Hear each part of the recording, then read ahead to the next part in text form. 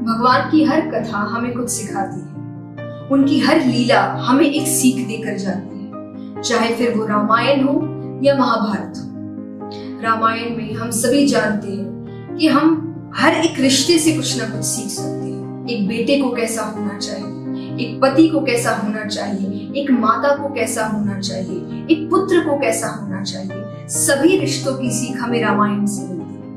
और महाभारत, जिसकी सबसे बड़ी सीख तो है गीता जी, अगर उसके अलावा भी हम उस कथा पर और गौर करें तो मेरे हिसाब से 3 बातें हम सब अपने जीवन में उतार सकते हैं। और अगर इन 3 बातों को हमने अपने जीवन में उतार लिया तो हम कई कठिनाइयों का सामना डट कर सकते हैं। कई ऐसी चीजें हमारे जीवन में जो इन 3 आदतों की वजह से आती है, और अगर ये आदतें हट जाए तो हम अपने जीवन को और खुशी से और शांति से और प्यार से जी सकते हैं। सबसे पहली चीज, अच्छी संगत।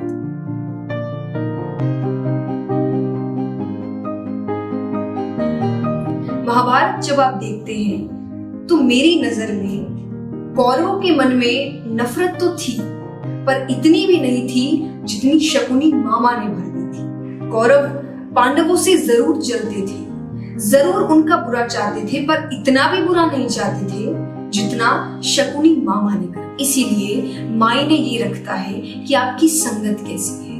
अगर शकुनी मामा के अलावा वहां पर कृष्ण जैसे कोई होते तो वो कौरवों को सिखाते कि नफरत से ज्यादा प्रेम में ताकत है।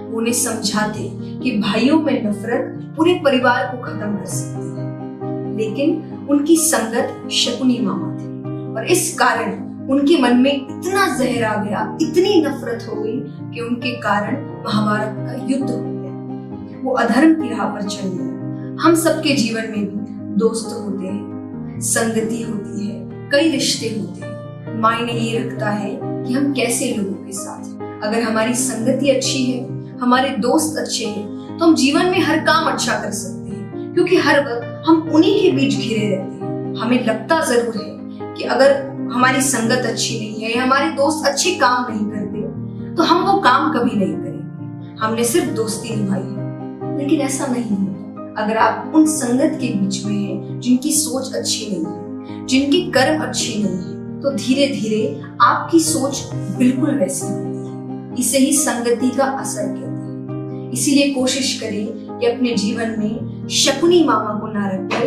कृष्ण को रखें। दूसरी सीख, अपने जीवन की हर कठिनाइयों का सामना डट कर करें।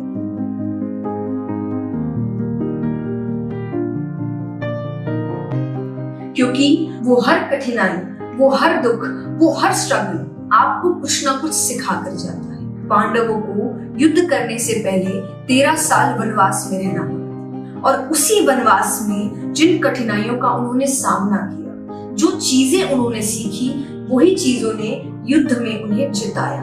वही चीजों की सीख ने उन्हें युद्ध जीतने की शक्ति दी। उस वनवास के बीच वो कई संतों से मिले, वो कई साधुओं से मिले। उन्होंने कई ऐसे काम किए, चाहे वो छुपने के लिए हो, लड़ने के लिए हो, अपने जीवन को बचाने के लिए, पर उन्होंने बहुत कुछ नया सीखा। और इसी कारण युद्ध में भी उन्होंने वही सीखों को अपनाकर उस युद्ध को जीता। हमारे आपके जीवन में भी कठिनाइयां, स्ट्रगल, स्ट्रेस, टेंशंस ये बहुत आते हैं। जिंदगी का हिस्सा है। कोई भी ऐसा जीवन नहीं है जिसके जीवन में केवल सुख आए हो या जिसके जीवन में केवल दुख आए। दुख सुख जीवन का हिस्सा है। उतार चढ़ाव, इसे ही तो जीवन कहते हैं। और अगर इन्हीं से डर गए, इन कठिनाइयों से डर गए, तो क्या हम सच में जीवन को जी रहे हैं? कहते हैं ना कि अगर आपने अपने जीवन में कभी कोई रिस्क नहीं लिया तो आपने जीवन जिया ही नहीं है। क्योंकि कठिनाइयां, स्ट्रगल यही जीवन में आपको सीख देते हैं और आगे बढ़ने के लिए। तो हमें महाभारत से दूसरी सीख यही मिलती है कि अपनी कठिनाइयों का डटकर सामना करें और उनसे कुछ ना कुछ जरूर सीखें। तीसरी सीख, जरूरत से ज्यादा भावुकता हमारी कमजोरी है।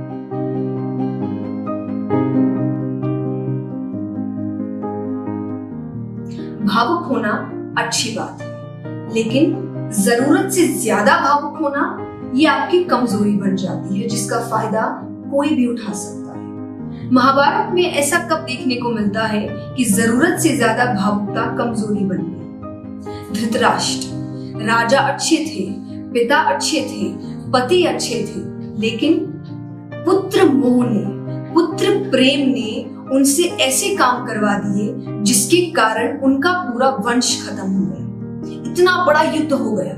अगर सही समय पर वो उस पुत्र प्रेम में ये समझ जाते कि अगर बच्चों की गलतियों को नहीं ढका जाए, उन्हें सही समय पर सही सीख दी जाए, तो इसका मतलब ये नहीं कि हम बच्चों से कम प्रेम करते हैं। प्रेम का मतलब ये नहीं होता कि आप अपने बच्चों की गलतियों को ढक दें। आप उन्हें ये कहें कि वो जो चाहे कर सकते हैं। उनकी गलतियों को ढकने के लिए उनके माँ बाप बैठे हैं। इससे आप अपने ही बच्चों का बुरा कर रहे हैं। और इसकी सीख हम महाभारत में देखते ही हैं। जीत किसकी हुई? कौरवों की कि पांडवों की? पांडवों की, क्योंकि कौरवों ने अधर्म का रास्ता चुना और उस रास्ते को चुनने में कहीं ना कहीं उनके पिता भी भागीदार थे। अगर धृतराष्ट्र सही समय पर कौरवों को सही सीख देते, उनकी गलतियों पे उन्हें डांट लगाते, उनकी गलतियों को छुपाते नहीं, तो शायद इतना बड़ा युद्ध नहीं होता। शायद कौरव अधर्म के रास्ते पर नहीं चलते और शायद उनका वंश भी खत्म नहीं।